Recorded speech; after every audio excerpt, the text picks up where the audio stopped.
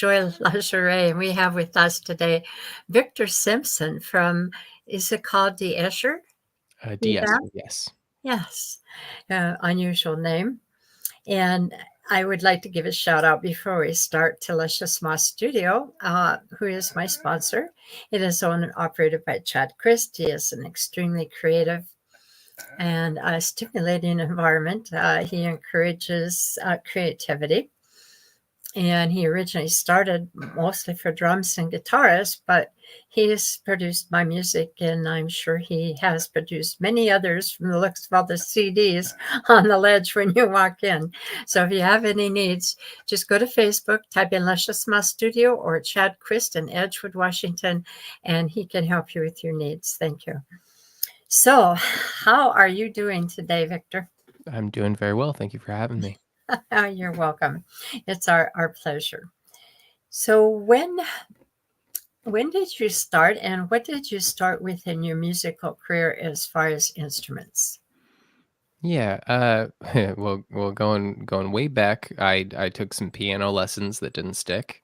Ah, Uh, yeah, and then I had a guitar, an old classical guitar that was just kind of sitting in the corner for years, getting dusty in like middle school into high school, and then I only really picked it up when I was kind of mourning my grandfather's passing, no, actually. it's good, Where up until then, I could kind of keep myself busy with right? video games and TV and stuff. But yeah, I needed someone to process. So I started playing guitar. It was like a way to put that energy. Um, and then it stuck. I ended up really enjoying it. And before then, I'd always been writing like little poems and like story writing and things like that. And then I just really latched on to songwriting. And uh, as soon as I knew a couple chords, I was trying to write songs. And I've just been doing it for a decade now, decade plus. So what part of your life was this? I mean, were you in grade school or high school, or when you started, or High school is high when I school? really started playing music. Yeah. Yeah. So if I understanding, you started with the classical guitar. Do you still play classical guitar? Well, I'm all self-taught, and so I can do a little finger picking, but I'd have terrible form, just absolutely.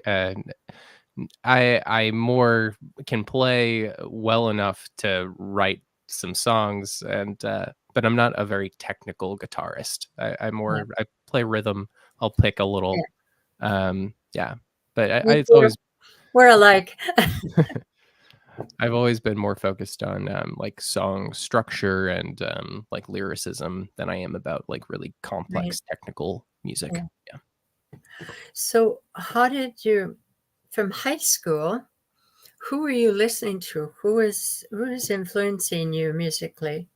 Did you have anybody that you say, "Wow, I like that. Let's see if I can incorporate some of that into what I do." Yeah, there were different phases, right? Where there were different musicians that were really connecting with me. I'd say the influence that probably to this day had the biggest impact is a band called the Mountain Goats. I don't know if you're familiar. But it's sort of DIY, like self-record, at least in the past. Now, so it's a single musician that they perform under the name the Mountain Goats. A lot of their early stuff is solo recorded, and the excellent songwriting, really fantastic lyricism, and I think that really inspired me because I care a lot about the words that are said in songs. It kind of goes underappreciated sometimes, but yeah, it means a lot to me. So That's I've heard this comment before when I've interviewed people that one of the problems with rock music out there is that you can't, unless you read the words somewhere online, you can't really get all the words. I mean, then, it's not every band, but there are some. And I think that that's kind of a handicap because, what's a song if you don't know the words. I mean, the melody is great, but you need those words. Excuse me, I got to connect my guitar here. I mean, my computer. Okay, so moving on from there, when was your first paying gig? Uh, it might still be in the future. I don't know. I remember I got handed like a $20 bill when I was probably like 16 or 17, playing at a coffee shop in Everett. But there haven't been a lot of paying gigs. I don't really seek them out. I don't really. I mostly play live music when a friend that is actually out there trying to book shows says, "Hey, Victor, do you want to come play? Do you want to come open for us?" And I say I would love to, and I just show up and do my thing. And yeah, I'm I will play live, but I don't pursue playing live. Right. Okay. So you have not had a gig yet. I guess you could say that. Yeah, I know. yeah. Those are great songs. Well, I don't really consider it like I don't really see it as something that where I'm trying to make money or trying to pursue it professionally, right? It's Right. an art form, and I I feel like people wear themselves out trying to monetize their art, uh, sometimes to their detriment. Right. I've got some comments here. I don't know if you can see on your screen, but on my screen, up on the right-hand corner, it says comments. Now, you may not have the same screen, so I don't know what you can or cannot see. I think I've But seen it. yeah, the first comment is Rosie. She's a regular here. She listens to almost all of my interviews. We've got 5 people online that are showing. Um, and one of the comments is awesome, and another one is, "I like him. I'm not technical either." Hmm. And and then somebody else said, "Yes!" Exclamation. You can see that. Now, what I need to tell you people, that if you when you log in, there's a way to get seen when your name will automatically come up. But if that step isn't there for you or you miss it, we need your name to know who you are and who's making comments, please. Oh, I like him, Rosie. I think, are those all your comments, Rosie? Okay. So what did you started, I'm assuming you started writing in school, in high school. Was there anything there in your studies that helped improve your lyrics and your structure of writing? I'm sure there was, but I remember I wasn't a very good student. I got by, but I took the approach of just doing the bare minimum, so I could spend more time doing the stuff that I wanted to do. Yeah, exactly. So um, yeah, I don't know. I didn't really think about school or what I wanted to do or any of that stuff until I was kicked out into the world after college, and then I was like, oh, now I gotta figure it out. Up So until then, it was just like just getting through it until and going home to play music or do stuff I wanted to do. You know, when you went to college, did you take any studies of any kind that would have played into what you like doing the best, that's like writing? interesting. Yeah, I took a few poetry classes and things that I found interesting, but it wasn't my main focus. I guess I've always kind of had two halves in my brain. I've had like the artsy side and the analytical side, and never the two connect. I So mean, yeah, gotcha. So, what university or college did you go to? Are you from this area or? yeah, I'm from around Washington. I'm from Lake Stevens, Washington, Oh, and I okay. went to Yeah, I Western think I Washington saw that. University. Okay. Yeah, And you took, what was your major? I was a No, I lost him. Uh-oh. Let's see if we can get him back in. For some reason, we lost him. His connection must have skipped on him. Let's see if I can reach him by phone here. We're just getting into the best of it. Yeah.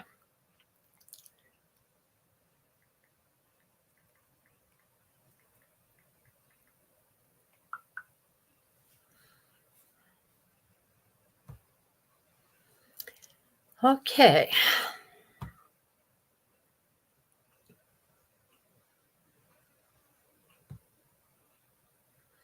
So while we're waiting for him to come back in, I do want to make some comments early about November.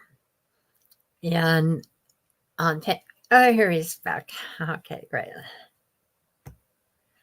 Well, he Sorry got about that. muted. What were you saying? I'm sorry, we lost you. Let's see. I ended up with I don't know what I thought I was going to do. I think I started out trying to pursue a journalism degree, and Ah, then I thought journalism was too stuffy for me, and then I didn't know what I wanted to do. I liked political science, but I didn't think I could get a job with political science, and so then I split it with economics because I was like, that sounds like somebody that knows what they're doing. But yeah, it's just a mess. I don't know. I didn't have a plan. I'm still yeah. figuring it out. Well, I started with sociology, but I ended up in political science department. So, Mm, yeah, I that's not what I wanted to do. I wanted to go to Berkeley and take criminology. That's the area that I was interested in. So I managed to criminology. do a lot of the same things, but it was kind of tricky. I had to focus my emphasis. So anyway, I get it. Yeah.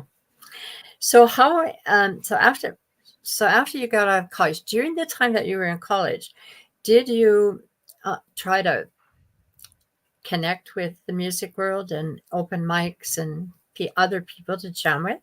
Yeah, yeah, that was probably the time where I was the most active out. There's a great music scene in Bellingham, a lot Yeah, of really yeah, talented there is. people.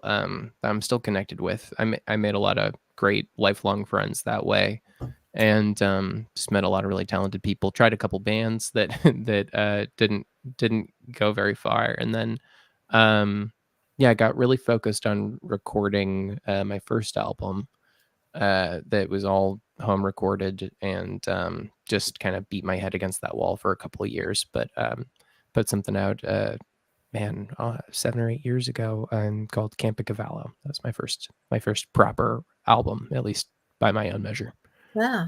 Okay. I haven't seen the first one. I've only found the Tame on Spotify because you told me about that one. Yeah, it's weirder than that one. If you think Tame is weird, you'll Oh, think you really? the last one's even I didn't weirder. think it was weird. I thought it was very creatively unique. Let's Oh, well, put it thank you. that way. I couldn't really fit it into any kind of genre, but it was like, hmm, well, that's different. I like Hmm. it. I like all kinds of music, and I'm sure that's music for everybody. And I hope you have a good future career in that because I like what I see. And you're just in the beginning.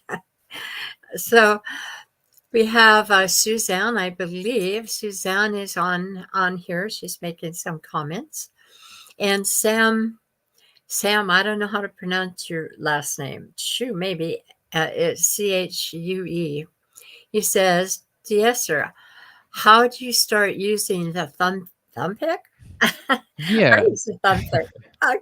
Explain, please. Did you say you use a thumb pick? Is Yeah, that I what I do. heard? Oh, yeah, yeah. So maybe, similarly, like I said, I had a classical for a long time, self-taught, and I just for a long time would just strum with my thumb. I would just, uh flip my thumb up and down, which, I'd have a fat callus on one side of my thumb from just Yeah. playing with my thumb all the time.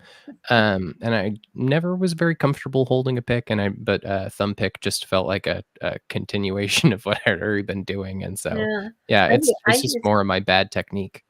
no, it's some well, it depends who you ask. Some country stars, I have I'm a country music player, but um, some country people use thumb picks, and the lead that I'm working with he puts on these acrylic nails and keeps them long, and then he Really? super glues them when they get shorter. And I don't know his process, but he uses his nails to pick.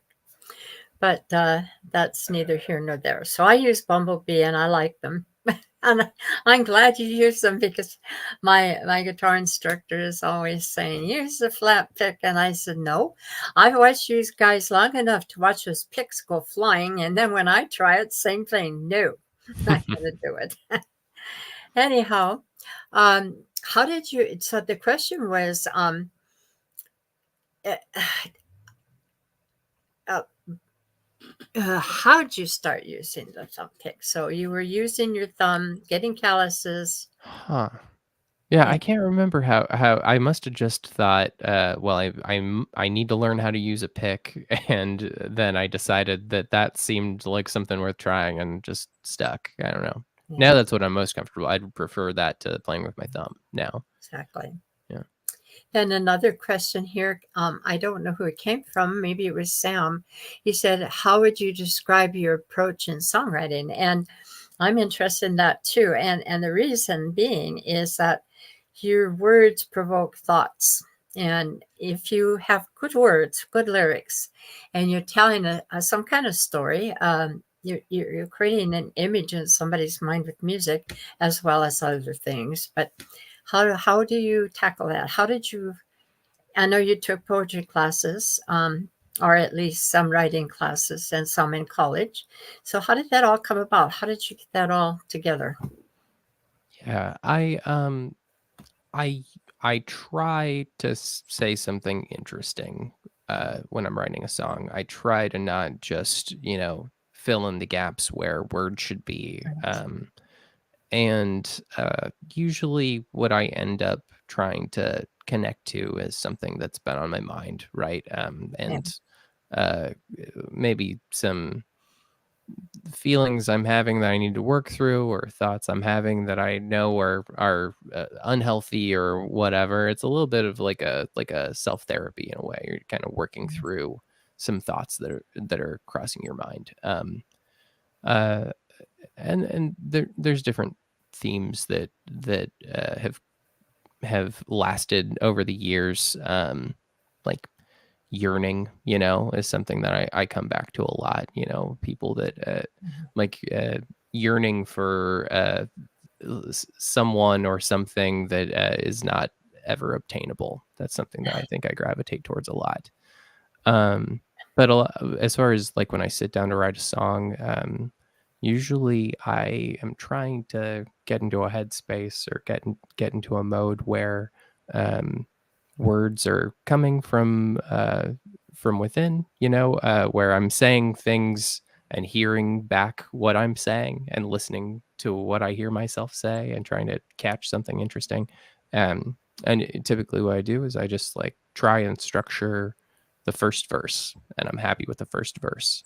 And from there, it's kind of like, solving a puzzle, right? Of like, well, how do I make more things that reflect this? And sometimes it's a narrative, and sometimes it's, reframing or playing with the same idea you explored the first time a couple different ways. And yeah, I don't know. I find it pretty fun. I don't know. It's like it's a little challenge you give yourself, right? Yeah. Yes,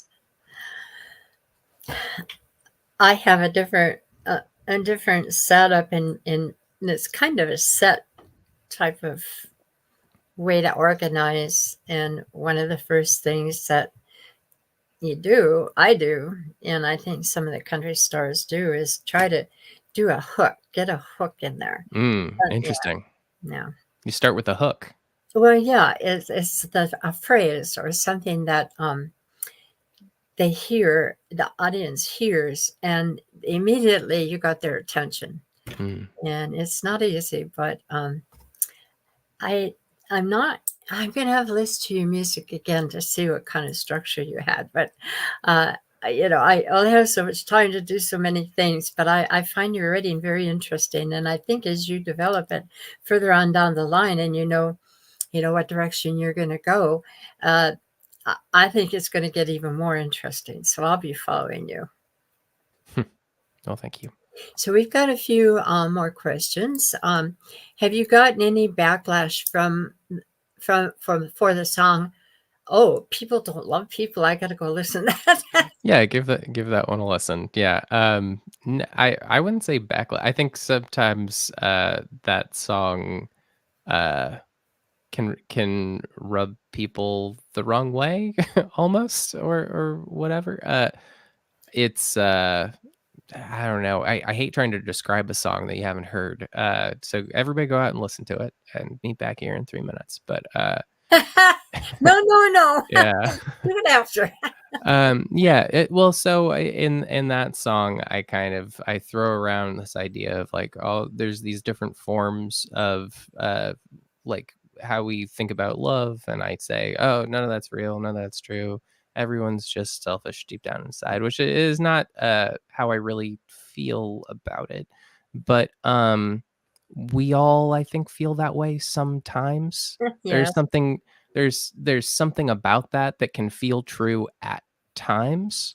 And so, I don't know, a lot of the time when or something that I do when I'm writing songs is I'll do kind of a unreliable narrator thing, right? Where I'm not trying to distill down the truth of the universe into a song. I don't think I'm capable of that, and I just embarrass myself if I tried. But I'll take an angle a lot of the time that I know is not 100% correct, and I'll just to see where it leads me, right? And so that's a song that'll sometimes get a rise out of people if I play it live. But also, a lot of people really like it. Some people have told me that's their favorite. So, yeah. So did you record in a recording studio for your album Tame? Uh, I no, I haven't done any studio record. I've played around with it a little, but I haven't really pursued studio recording. I am too much of a control freak to do studio recording. A studio, you have to put your faith in other No, people to. you don't. Yes, some studios, yes, I agree. But in these local studios, Chad Chris, for example, that's why I go to him, is I tell him what I want. And even in Nashville, I have a friend, her name is Jessica Lynn Whitty. She does the same thing. She tells him exactly what she wants. And if she doesn't like something, she makes him change it.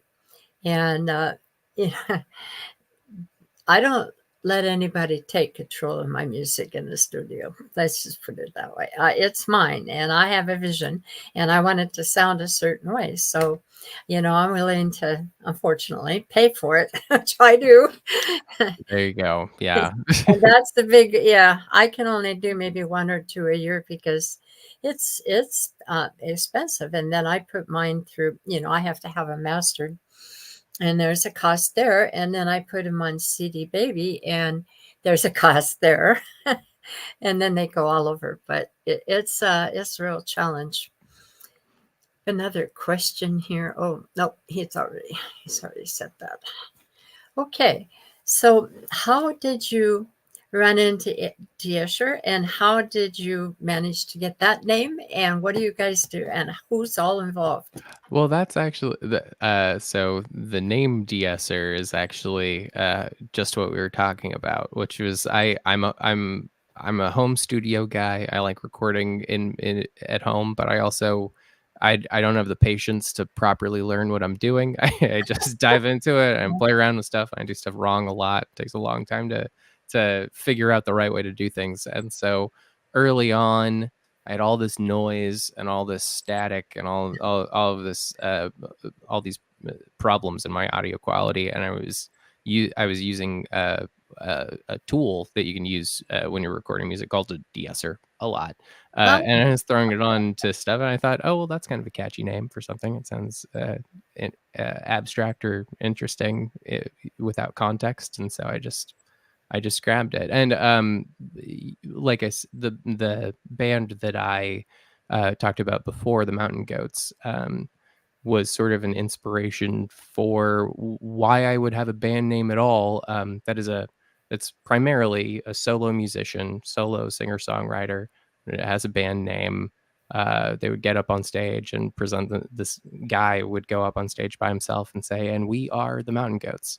And I always liked that. I always felt like it was good to separate art from artist, and I didn't like the idea of saying, "I'm Victor Simpson. Here's my face. Here's my music." It felt like there should be a little bit more of a distance between okay. me as a person and the music I was making. And so, De-esser is largely my solo music. I'm writing all of it. I'm singing it. I'm playing guitar, but I have on my two albums, Tame and Camp at Cavallo, had very talented people, very very impressive musicians in their own right that like what I'm doing and wanted to come in and help me out and help fill things out a little bit. And so Mhm. um usually what it is that I lay the groundwork, I lay the foundation, the vocals and the rhythm guitar and everything, and then on some songs, some friends will come in and write some accompanying pieces to elevate it.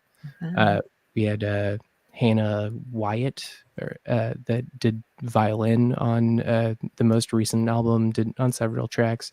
We had my wife Olivia do a backing vocal on several tracks, and Cool. a good friend of mine, Hannah's partner Tim, played a little bit of piano. It was great. It really it felt to me like it really elevated the album.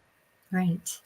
So, what do you plan on doing with it? I mean, have you been actively searching for venues to play and get your music out to the area crowds that might not know that it's there other than this program? Or I did a little bit of that.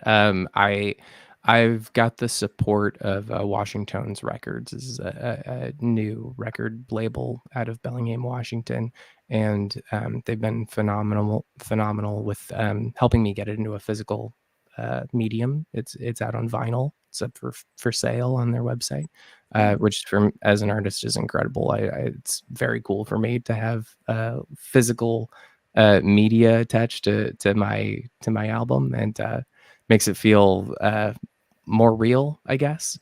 And then they did a lot to help connect me with people, get me out playing shows and promoting the album, and I'm very grateful for all of their help. right.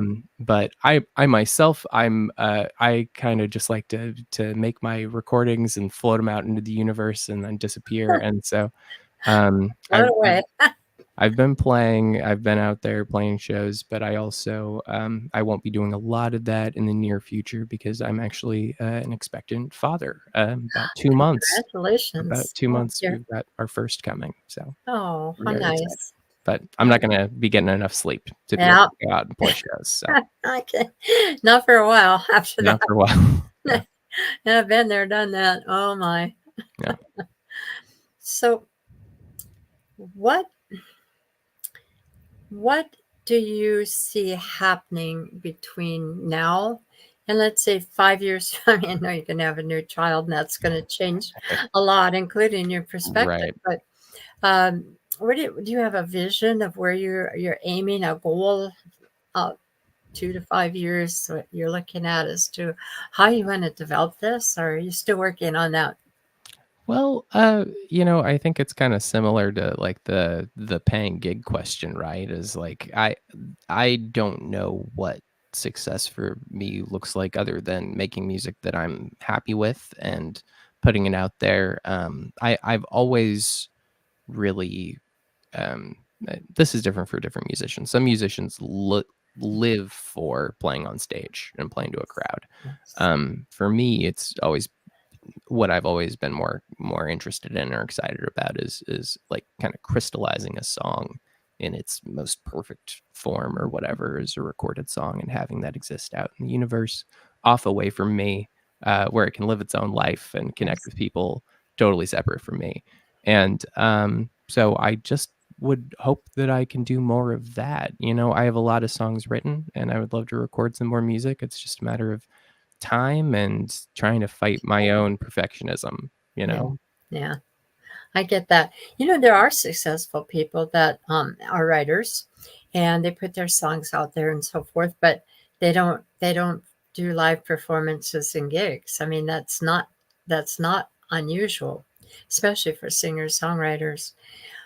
This studio or this record company that you were talking about in Bellingham, are they showing any interest in signing you, or what is your goal there? Are you interested in that, or just some Yeah. No, thoughts? I am on that label, and they've done a great deal to help me, and Oh, they've so helped you are. produce the album, yeah. All right. And they're they're, making stuff happen in Bellingham. They're working with a few other artists. I think they're recently putting out something from, gentleman called Cascade Cody, and it's just it's very cool that, like I said, I met a lot of great musicians in Bellingham, and a few of those people have come together to make this album or to make this label happen, and to also try and promote live music as it's happening in Bellingham and the greater Seattle area now. And I just think it's so cool to see those people that I respected so much as musicians a decade ago now Yeah. out there Yeah. playing shows, and then also putting other great musicians on stage, and just keeping live music alive and indie music alive. Right. Exactly. Good answer. I like that. Somebody just said awesome perspective. Well, thank you. Um, do you have a website? I mean, I know you're on Spotify, but I don't know. I didn't. I didn't check YouTube, and I don't know how many other places that your music might be at. Sites like, for instance, Amazon or YouTube or etc. Can you? Do you have a website? And do you have your?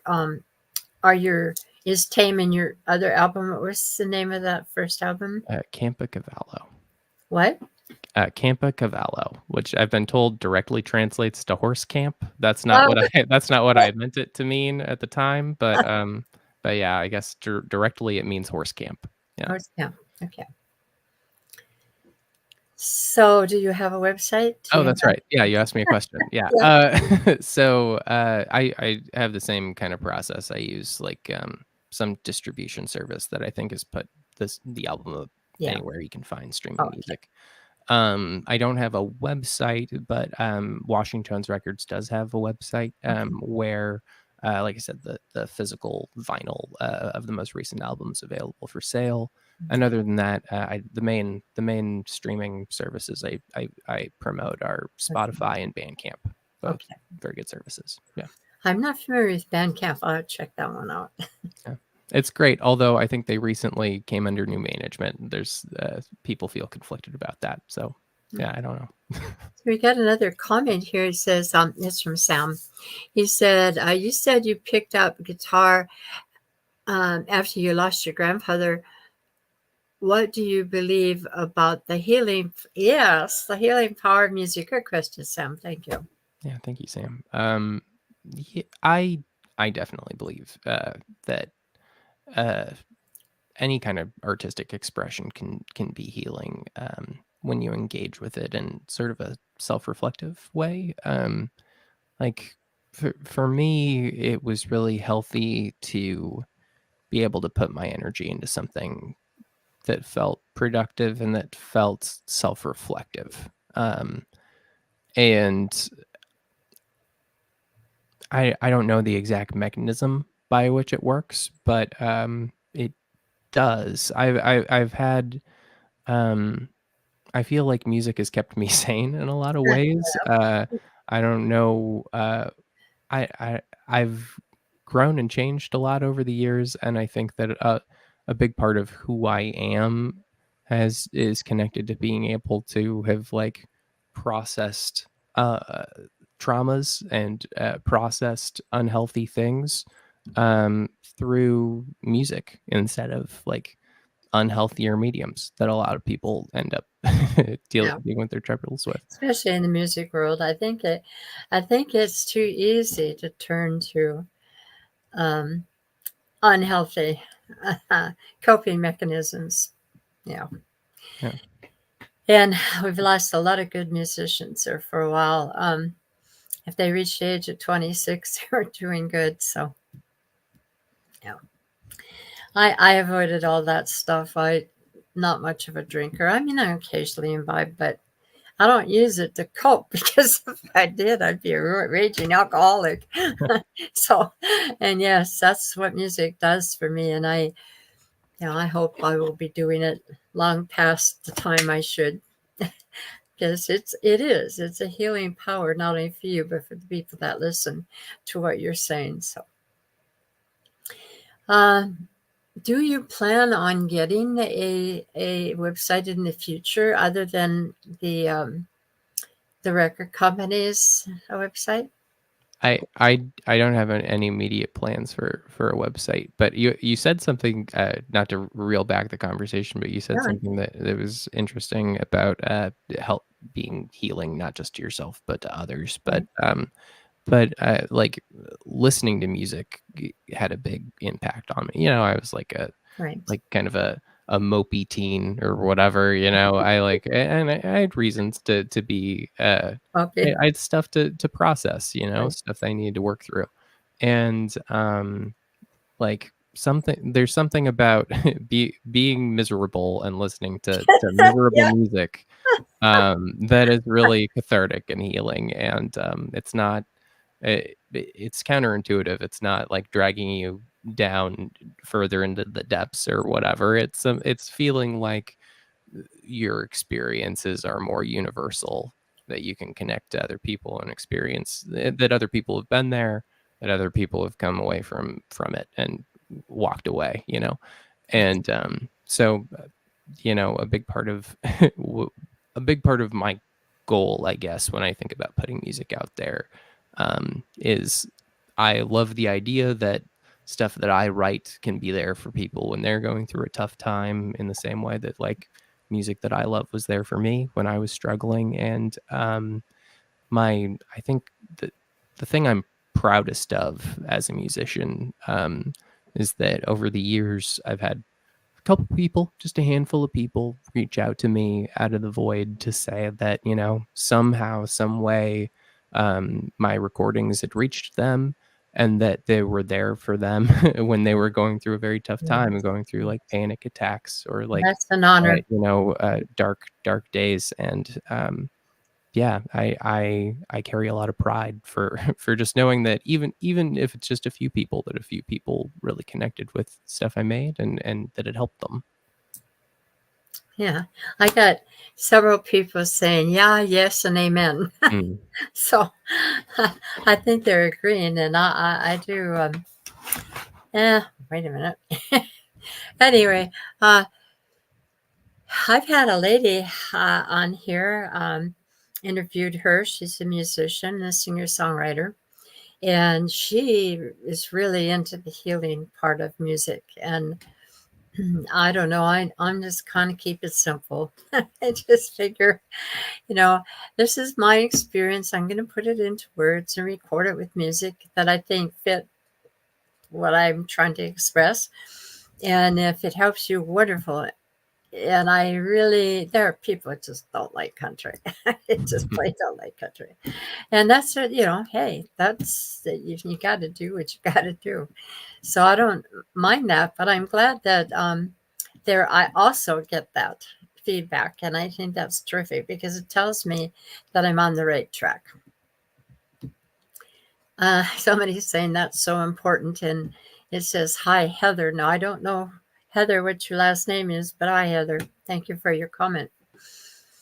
So going on from here, I want to go back to something, since you're out not out gigging, it's a little harder to put this all together. Also, um, the idea of advertising your music. I mean, apparently this record company is doing that for you. Is that correct? Yeah, yeah, they've been very helpful with that. Yeah. Yeah, I had to pay money to learn how to do it. I don't know how successful it is, but I do what I do and I like it. So I enjoy music and I like what I do. So there it is. But going back to what you were saying about songwriting, since I also am a singer songwriter like you, and I just started during COVID. Where do you get your ideas from? Is it just what you're going through at the time, or what hits you? I mean, what exactly? I mean, for me, it's hearing a phrase. Sometimes Mm. it's me creating that hook. Uh, Sometimes the song takes 20 minutes to write. Sometimes it takes a year, and then I get stuck and have to ask for help. So how do you handle that? I used to be, that used to be, my thing was the 20-minute song, and I was very prolific in that, and I'd write a song or 2 a week, and I would just be able to churn them out. It's slowed way down in recent years. I still have a big pile of songs I wrote, during that period, but, it's turned into, well, I can write the first verse, but I can't. It's harder and harder to flesh the thing out into a full song.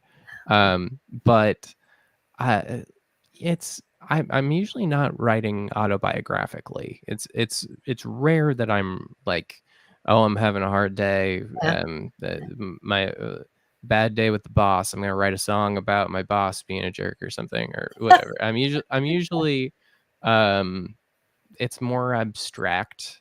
It's more about trying to convey a feeling, um, and it's a little bit harder to put into words in in that way. But usually, like I say, it kind of comes back to more emotional content. Like, does this make me feel something?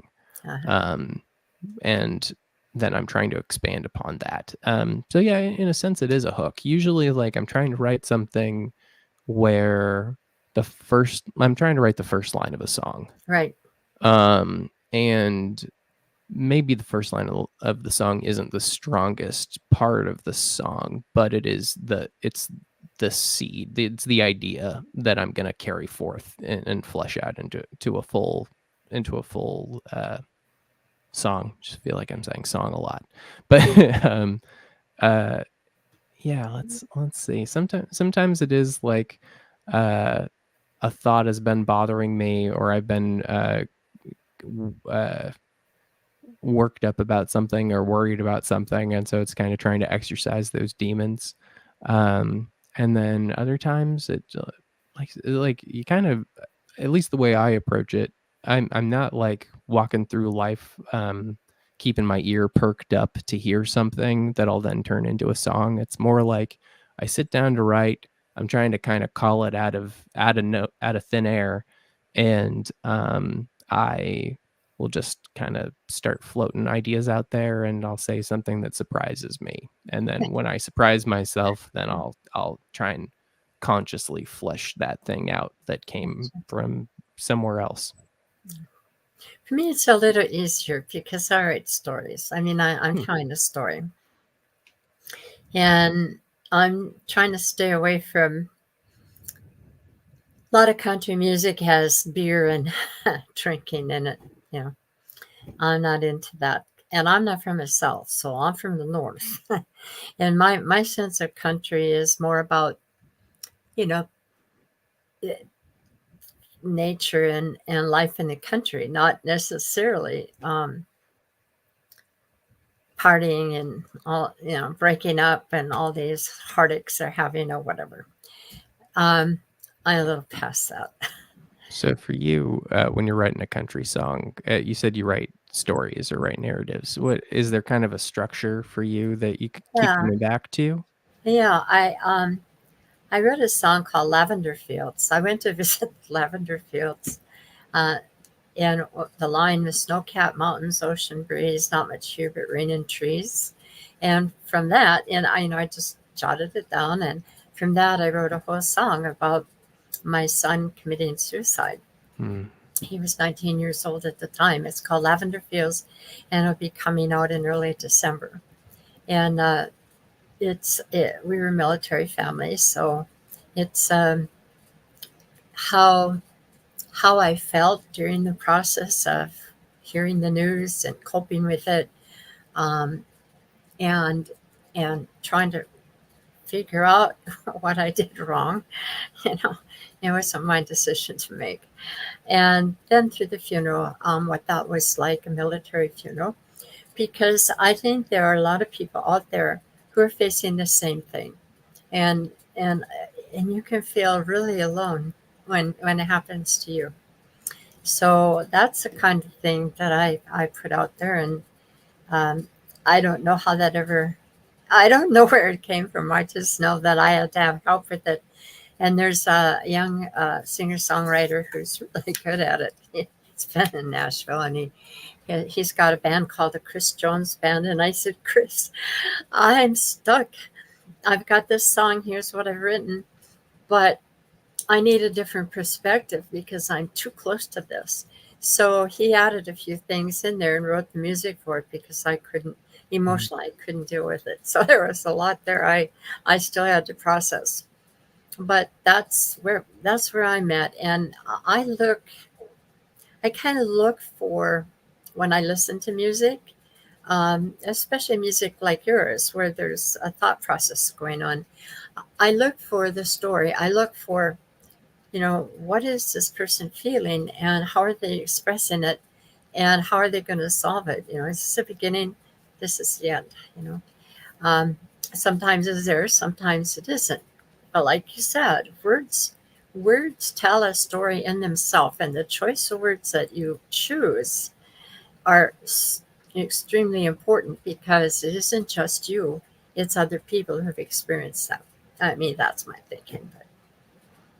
But I think that uh, that you were able to begin to process, or like in part process that experience through songwriting, speaks to some of what we were talking about its ability to be like a healthy outlet for right, dealing with very exactly. difficult emotions. And I think that's really interesting. Did you know when you started that song that that's where it was going to take you? Well, I can't say I did in the beginning. I was thinking, I think, I don't even know how it developed. Tell you the truth, I don't know. It just kind of wrote itself. It just came out. But then when I got stuck, um, with just a few prompts from Chris, and he's a marvelous songwriter, I was able to get the feel of it. And then I couldn't put it to music because I don't think there was a connection. Like a lady said on TV, there's no connection between my head and my heart at that point because I was blocking the pain. I didn't know it. Mm. And yeah, that's how I had to reach out to someone to help me with that. And I'm glad I did. It's a good song. Hopefully you listen to it. It'll come out on YouTube under my name, Joanne Lingerie. Yeah, I would like to. Yeah. Yeah. So how did it feel to hear that song put to music? That's never an experience I've had. I've always No been writing with the music. music. No, I didn't. Sometimes I do. Sometimes I hear a beat and the song just comes. But uh, and I'm only working on my second album. I started during COVID, so I'm not. I was out though gigging and so forth for 20 years. So this is new to me. Oh no, I forgot your question. Oh, How when did I it first feel? heard it to music, Yeah. um, I cried. Yeah. I cried for a week. I did not know that was there. I had no clue that was there. Um, and it all came out, and now I can listen to it and it doesn't do that. But it took me about a month to get through it. Yeah. And I honestly, truly believe that if I hadn't had that outlet, some bad thing would happen. I mean, you can only suppress grief for so long, and it's going to come out, metamorphose, and come out in some other way, and maybe not so healthy. I totally agree. Yeah, and I think when we talk about getting stuff out there, promoting it, playing shows, that kind of thing, that stuff is important. It can be important, but like with what you're describing, like what mattered there was being able to get those feelings out in a way, Right. and and the rest of it doesn't really matter at the end of the day, right? It's like that the song exists and that you wrote it, kind of, you took something very difficult and you created something with it. Exactly. Yeah. The other thing that isn't talked about, we're talking about healthy, and we're talking about how music heals and how it's a healthy release rather than turning to drugs or alcohol or God knows what. Um, there are a vast number of suicides of Mm. soldiers. My son was a soldier. He was in the Utah National Guard at the time, and it's not when I was writing it, even in my mind, although I couldn't necessarily conceptualize it in the beginning, it was really a song that's telling other mothers and families that have gone through suicides, military members, families that have gone through suicides, and how it can be extremely painful um, process of accepting what has happened and how at the end it heals. I always like happy endings, so whenever I had a song, there's usually a happy ending to it. And it was a mother's struggle, which was mine, about how to cope with grief and then let it go and face what happened and realize that I wasn't aware he was not living near me. He was many states away. And I had no clue that this is going on inside of him.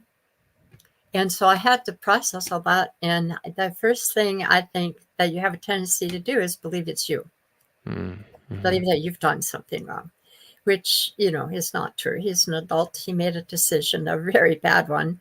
And he must have been in a tremendous amount of pain. And that was what I was trying to convey to the listeners as well. So there was, other than just the story, there was this connecting with other people who've had that happen to them in their military families.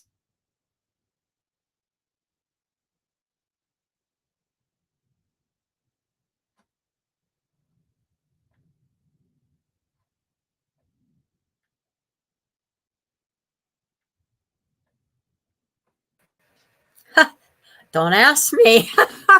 The ghosts out there. Mm-hmm. But yeah, so that end of story. But that's all part of the creative process. And I think it would be so much easier sometimes if you could just paint something or draw something or some other form of art. But music is mine, and apparently it's your way of bringing out the creativity within inside you and painting a picture. But instead of paint, music, and words. Well, I think it's really beautiful that you were able to to create something with that, and I do hope that it's able to connect with other people that have had Me too.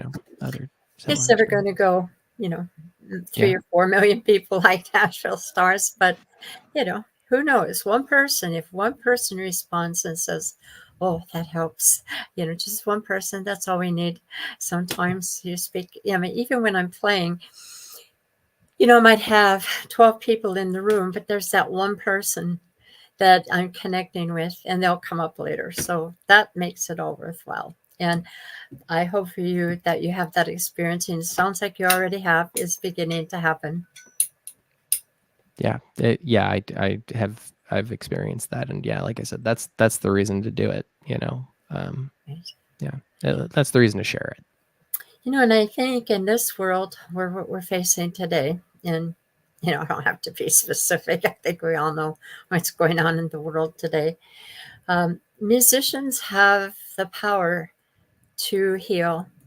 They have the power to uh, reach out and touch people's hearts in a way that lets them know that there's so much love here, and there's really no room for hate, and yet that's a normal, healthy thing. I mean, it's going to happen. I mean, but it's how you respond to it, what you do with those feelings, that's so important. Does that make sense? It does. Yeah, yeah. You know, So it's the power of healing is what we're talking about here, and the power of, like, some of the few people in the Beatles band. Peace is hard to achieve, but you don't get peace by concentrating on hate. And I don't think that's what music is about. I know that rock, I've been told by all these rock people that I've been working with that tell me, that rock came out as a way of expressing anger. mm, And I thought, well, that's pretty healthy way. I mean, just shred your guitar. I may not like it necessarily, but I understand it. So anyway, with all that being said, I just still wondering. I guess I didn't think the answer was finished as far as where you see yourself in the next 2 to 5 years. What what do you have that you're reaching for in the future? Anything, or have you not thought about that yet? well, so like I said, I what I would most enjoy, or like what would mean the most to me, is just to have songs that I've made out there where people can hear them and connect to them. So, I ideally, the album slowly reaches people, and someone hears it and likes it and tells a friend and they like it, and it kind of creeps its way out into the world. And I don't anticipate there's going to be any big event that's gonna make anything that I make suddenly in front of everybody's faces. But what I want to do is just keep making stuff and putting it out there where it can find people that connect to it. And I I don't know. I feel like I'm not a place in my life where I have any rock star aspirations anymore. Maybe a decade ago, but now I just like making stuff, and I hope that it can reach people. That answers it. I think you said that earlier, but it somehow didn't connect because I'm used to approaching it in a different way. As an independent singer-songwriter, I don't have a record company and I don't have anybody who's going to promote me. So I use social media. I use Instagram and I use Facebook and even this program. This is another tool for me, and certainly inspiration, because as I talk to people like you and interview them, there's a lot of changes in my mind and how I look at things and my perspective, and acceptance of other genres that I may never have listened to any other way except through here. So I'm uh, kind of at the end here, but uh, when we look for you, it's most of what you have out there. Um, I first put it in. I put your name in Spotify. It didn't come up. I had to do some some other things to get it. I had to put in Deester, and I didn't spell it right, so Uh, it took me a little bit. Um, yeah, that's yeah, yeah. I really shot myself in the foot with a complicated name, but you know, but if that just means people got to really want to find it So well, I wish you all the luck in the world on that. So I've asked all the questions. And is there anything you'd like to say to us as far as the things that you learned so far? Uh, People that are listening who are creating music and out there gigging or just trying to figure out what they're going to do with their music. Do you have any advice for them? Any thoughts about that at all? Oh, wow. Yeah. I think the main piece of advice I'd give any musician is just to try and be genuine. I think sometimes people get caught up trying to sound like things they already like, or sound like Yeah, people they've already heard. yeah, And tribute bands do that. yeah, and it's okay to do that for a while, Mhm. but you got your own voice, you got your own unique perspective and your own unique thing to say, and it's worth trying to figure out what that is. Um, yeah, that's it. Be That's it. be be genuine. Yeah. And then one last little thing. It's not totally music related, but it's art related. But Okay. my wife and I and a friend of ours, Zach, we have a podcast called The Young and the Restless, Oh, cool. AUNG, where we do dream interpretation, and it's Uh, more on the it's kind of half a therapy podcast, but it's a lot of fun, and highly recommend it. and it's called The Young and the Restless. Young and the Restless, not Yeah. to be confused with. Is that on YouTube? It Or is where do you- it is on anywhere you find podcasts. I think it is on YouTube, but that's Okay. maybe if you want to listen on YouTube, you can. But it's on Spotify, it's on Apple Podcasts. Those are the two main places I'd check out. And so you interpret dreams? Yeah, we do a dream interpretation. Usually it's one of us sharing, but we also have people write in, and we have kind of a dream interpretation guidebook and a couple of other tools that we use, and we kind of try and dig into the psychology of our dreams and figure out what our minds are trying to tell us. Great. Oh, wonderful. I'm going to have to look that up. You might get an email from me. Hey, I'm going great. to find Yeah, this. Please show me how to connect. But I do want to thank you for coming today. I find this most enjoyable. I love your music. I want to hear more. I hope you do solo gig in the future so we can see you live person. In I the hope so. meantime, good luck on your new baby to be. Thank you And so much for having me. I really oh, appreciate you're it. so welcome. In the meantime, I'll see you down the line and stay in touch. I will have you back on the show later on when we're a little further down the line. Sounds good. All right. All right, if you're welcome, if you're willing. If I didn't chase you away today. Sure didn't. No, this is a Okay. pleasure. Thank you, Joy. All right, thank you. You You take have care a good now. one. Bye Bye bye. now. And that's it for our show. Like I was trying to say earlier when we lost Victor for a minute, is I'm still working on Christmas and New Year's. Um, I think those will be both on, I believe, are on Monday. So those, I will not hold interviews during those 2 weeks. So just a heads up, telling you ahead of time as the holidays are getting closer and things get forgotten. In the meantime, have a good rest of your week. Thank you for listening. And next week, we have another interviewee. Stay tuned on the uh, Facebook and Matured Musicians for that advertisement. In the meantime, you all have the very best until I see you again. Take care. Bye. Oh, and I do want to thank Victor. He's a most interesting young man. Thank you.